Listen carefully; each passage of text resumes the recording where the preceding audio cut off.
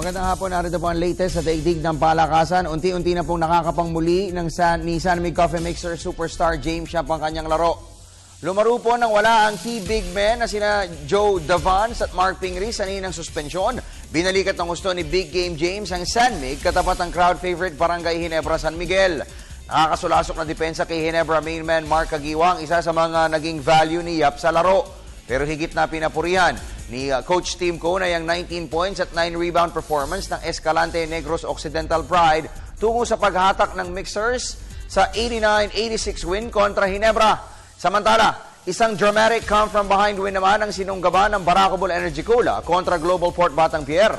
Galing sa 18-point deficit sa midway mark ng third period, nagtulong-tulong sina Mark Macapagal, Import Michael Singletary at Pine-size guard Eman Monfort para ibalik sa kontensyon ng George Chua franchise. Sa bandang huli, isang makapigil hiningang 98-97 win ang inani ng Energy Cola na ngayon ay uusad na sa share of second place sa team standing sa kanilang kartadang 4 wins at 2 losses. Sa boxing, ididepensa ni 4th Division World Champion Nonito Donaire Jr. ang pagkakapili niya kay Australian brawler Victor Shinyan bilang comeback opponent. Kwento ng tinakoreang The Filipino Flash. Tulad ng kanilang unang enkwentro ay tiyak na magiging exciting din ang kanilang rematch dahil pa rin naman umano matatawaran ang angking lakas ng kamao ng 38-year-old Australian rival. May report si Dennis Principe. Binalikan ni Nonito Donaire Jr. ang mga bumabatikon sa pagkuha nito kay Victor Shinyan bilang November opponent sa Texas. Ayon kay Donaire, hindi matatawaran ang lakas ng mga kamao ni Shinyan kahit na sinasabing nalipasan na ng panahon ang kakayahan ng 37 anyos na Australia-based Armenian boxer. Ani Donaire, hindi naman naging factor kay Shinyan ang bilis kahit na noong kalakasan nito bilang isa sa kinatatakutang World Flyweight Champion. At saka, he's still strong. He's still strong. His speed was never really his strength. His ace, his game, his strength. It's his power. So kahit medyo we're getting older now. So kahit we're getting older, nandun pa rin.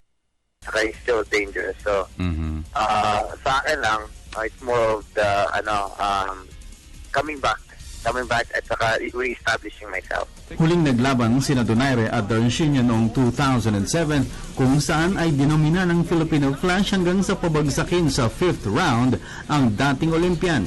Ito naman ang unang laban ni Donaire sa punang matalo ito kay Cuban champion Guillermo Regando sa kanilang 12-round unification super bantamweight title fight noong Abril sa New York. I'm just pretty much here. Just naghihintay lang ako kung but mainly I don't want to sit too long na wala akong laban for almost a year. So sinabi ko na at least gusto pang makalaban at least one more time this year. Magharap sa isang non-title featherweight fight sina Donaire at Shinyan sa November 16 sa Corpus Christi, Texas. Para sa PTV Sports, Dennis Principe, Telebisyon ng Bayan. Samantala, tila nakakatulong naman po ng malaki sa mabilis na recovery ni Denver Cuello ang masiting kagustuhan niyang magbalik agad sa pag-eensayo. Dumanas ng right shoulder injury sa title challenge kontra Chinese WBC minimum weight champion Xiong Hunyo. Target ni Cuello na magsagawa ng light gym workout sa buwan ng Nobyembre kung magtutuloy-tuloy ang kanya maayos na recovery. Para sa detalye, nagbabalik si Dennis Principe. Bumubuti na ang lagay ng shoulder injury ni Pinoy minimum weight campaigner Denver Cuello. May isang buwan nang sumasalang sa therapy ang 25 anyos na Ilonggo puncher buhat nang sumailalim siya sa surgery noong Hulyo. Ang torn rotator cuff ay natamo ni Cuello bago pa man niya nakaharap si Chinese champion Zhong Zhaozong sa Dubai. May 2 buwan na ang nakakaraan. Ito po, okay na po. Okay na yung pakiramdam. Ngayon medyo paingay nga talaga pero babalik na rin ako sa pagtitraining ko sa sunod na mga buwan siguro. Nainip ka na? Medyo nainip-inip na rin sa tagal ng hingay. Hindi sanay kasi sa pahingay. Kasabay nito, hindi na itago ni Cuello ang kagustuhang magbalik ensayo pero wala mo na siyang balak na suwayin ang utos ng kanyang doktor. Depende po, ang doktor ko po yung mag-decide kung kailan po ako pwede na makalaban at saka kung kailan pwede maka-training talaga. Kasi ngayon, palagi ako nagtitherapy. Hindi mo susuwayin yung ano ng doktor? Hindi talaga. Dahil nga yung doktor lang din ang nakakalam sa galaw ng katawan ko.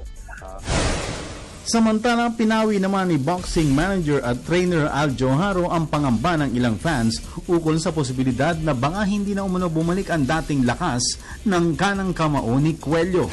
Nandun pa rin yung style niya, nandun pa rin. Ay, sabi nga ng doktor niya, lalong lalakas to yung kanan niya. Pag talagang nag-heal talaga. Sakali magpatuloy ang kanyang mabilis na recovery, si Cuello ay maaaring sumalang sa light workout sa buwan ng Nobyembre. Para sa PTV Sports, Dennis Principe, Telebisyon ng Bayan. At yan po muna ang mga latest sa daigdig ng palakasan. Kung kayo po yung nabitin, tumutok sa amin mamayang alas 5 ng hapon sa PTV Sports. Ako po ang inyong lingkod, Snow Bagua.